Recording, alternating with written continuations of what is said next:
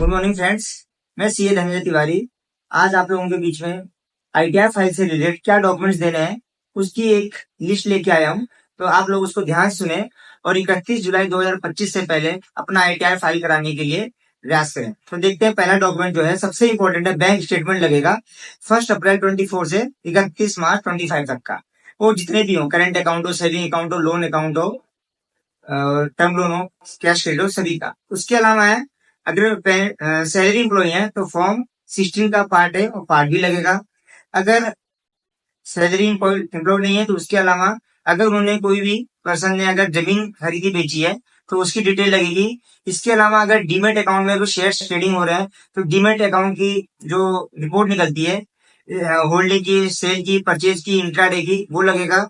उसके अलावा अगर जैसे रेंट आ रहा है तो रेंट डिटेल की पूरी लगेगा कि किससे कितना रेंट आ रहा है।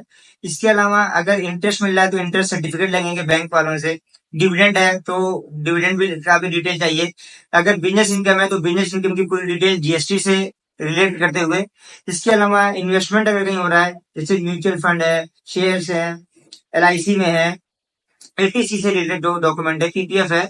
पोस्ट ऑफिस में अगर कोई इन्वेस्टमेंट है, जैसे सुकन्या है, एनएससी है, किसान विकास पत्र है, उसकी डिटेल चाहिए होगी। इसके अलावा अगर किसी पर्सन ने एटीजी में कोई डोनेशन दिया है तो उसकी स्लिप और विद पैन नंबर चाहिए।